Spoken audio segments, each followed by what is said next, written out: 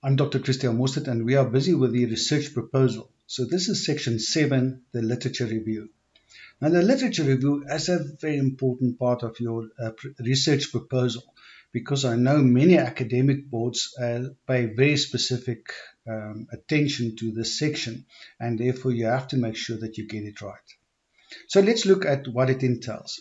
So the purpose of the literature review is to position your study in relation to the existing knowledge about your topic. So you need to demonstrate your provisional understanding of scholarly literature, that means scientific or academic literature, the sources that are available, and how it relates to your specific topic.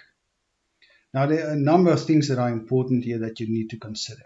The first is that you need to learn how to do research. And this is going to be, I think, one of the main learnings from, especially on master's degree level. And that is, how do you do a literature research online and try to get as much information about your topic as possible. But then also you have to compile your literature review in a certain manner.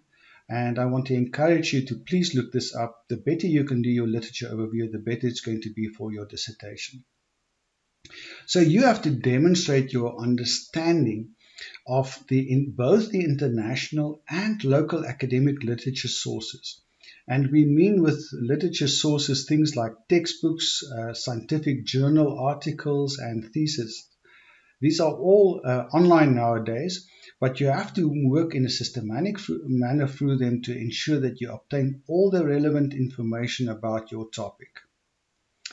Also, start to look out for the gaps that exist in the literature and compare that to your research problem. Please remember that if there's no gap in the knowledge between what you want to research and that what exists in the literature, then there's no reason for your study. So if you think about it, there has to be a gap in the knowledge that doesn't explain the topic that you want to study in your research. Hence the opportunity then that you have to make a contribution to the gap in the knowledge. So let's look at a couple of other things. The first is that you need to link the literature to your research problem. So you must work through the existing literature in a systematic manner, starting with a background to it, going through different theories, and also listing important contributions by really experts in the field. And then you also have to start to make choices about the theories that exist and which one are you going to find applicable to your study. So you must remember, especially on master's degree level, that you're not here on this level to invent really new things and theories. So you're going to rely on the work that other people have done, and you're going to choose from that and how you're going to apply it in your study. On PhD level, of course, it's much more involved and in depth, and here you're going to be encouraged to develop your own models and perhaps even theories. All of these must be linked to your research problem, and again, the gap in the knowledge must be highlighted very clearly. Many of you will ask, how many literature resources are enough? Well, it's difficult to answer, but I think for a research proposal, typically about 6 important references or more will be required. For PhD studies, of course, you have to do a more in-depth analysis of your literature, and I will certainly expect on a PhD level that there will be at least 15 important references for your research proposal. You must remember that it is important that you show to the academic board that you've read up about your topic and the field that it is in, and that you can highlight and relate the important academic work that has already been done in this area. You must also identify common areas between the different sources, because you will see that many of them will tend to build on each other, but there may also be differences and different approaches that you can identify between the different sources. And it's important that you highlight this even at the early stage in your research proposal, so that you can show the academic board that you can think critically about what you are reading. So start to map a possible course of action for your own research methodology based on what you are reading. This really just means that when you read the literature, you constantly have to think, how can I use this to solve my research problems? Remember, in the previous section, you have now listed 3 or 4 research problems or hypotheses, and you have to start to develop an idea of how are you going to solve it. What is your research going to look like, and on what theories and models are you going to depend to be able to do that? So the length of your literature overview, on MBA level, where you do a short dissertation, is typically going to be about 2 to 3 pages. On master's degree, certainly about 3 to 5 pages, if not a little more, and PhD, 5 to 10 pages. You must also just remember that in your real dissertation, this number of pages will most likely quadruple, if not even up to tenfold. So that's going to be something that you will elaborate on in more detail later on your dissertation. But it's very important that in these limited number of pages that you capture the essence of what is the current state of literature about your topic. Then the latter part of this section, it's important that you link the literature review to your research objectives and research questions.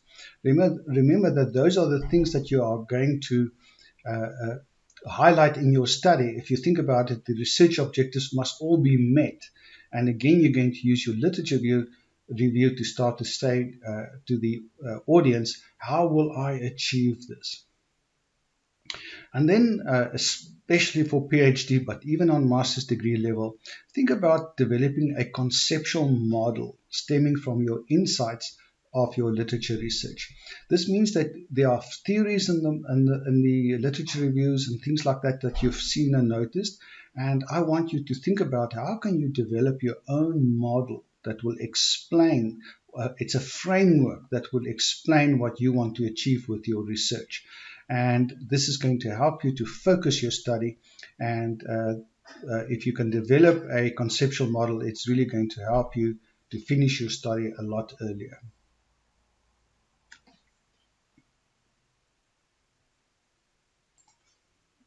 Let's look at a practical guideline for you on the different steps that you need to follow when you write your literature review.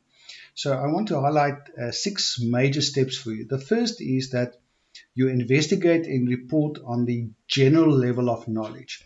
So you start your literature review with what is in general in this field? What is it about? And where's the focus of the research that is happening? You can divide it into international and local knowledge if you want to, if it's necessary.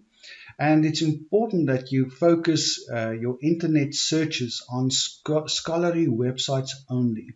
So you need to stay clear of the normal Google search. If you go onto Google Scholar, you'll see that's a special website. Search for Google Scholar, and it will only list academic articles for you there. But most of your universities will also provide you with a specific access to research platforms. So there are over 10 or 15 of these research platforms apart from Google Scholar, which is free. But many of them are paid for websites, and you will be able to gain free access to that through your university. Identify key researchers on the broader topic and briefly summarize, compare, and contrast their research. This is very important. You need to identify who are the important people in this type of world. People that have really done specific research about it, that are viewed to be experts in the field. You have to find them and mention them in your research proposal. Then you're going to start to narrow down your research, and now you're going to start to focus on what is your specific research objectives and the topic that you are covering, and you're going to focus your literature review now more towards that. So it moves from the general in the beginning to in step 3 here to the more specific. So here you're going to provide a more detailed account of this research relating to your research objectives and problems. Point 4 is that you're going to highlight the knowledge gap and conclude how your research will contribute to close the knowledge gap. I just want to caution you here, unless you are a really advanced PhD student, nobody is going to really bridge the gap in the knowledge gap. So you're all going to rather say that you're going to contribute to the knowledge gap. So you're going to contribute information to that. But you need to state that quite specifically. So your academic board will want to know how are you going to, or how do you intend to close the gap. Then point 5, start to put forward possible ways that your research design, which is really in the next section, how your research design is going to be developed from what you know from the literature review. So you must remember that you actually have to do research. And what will the research look like? What type of approach are you going to follow? And it's really important that you start to draw on the literature review on possible ways that you can move forward with your own research. And then lastly, very important, you need to carefully document all academic references that you use. And it's going to be put in a list of references at the end of your research proposal. And even at this very early stage, I want to encourage you to find an electronic referencing platform to use like EndNote or Zotero. Many universities now give their students access to this. And I can just tell you from a productivity point of view, it is an absolute must. Please spend the time to learn how to use EndNote or Zotero, because it's going to save you not hours, but days and days of problems later on. Good. So this is the literature overview. Very important section. You cannot skim through this, and it will, unfortunately, I think, take up the most research time in putting together your research proposal. But if you can get this right, it's going to save you a lot of problems later on. And what's more, you will be able to use most of what you've done here and document in your research proposal. You will be able to carry forward right into your dissertation. So it's not going to be wasted in any way.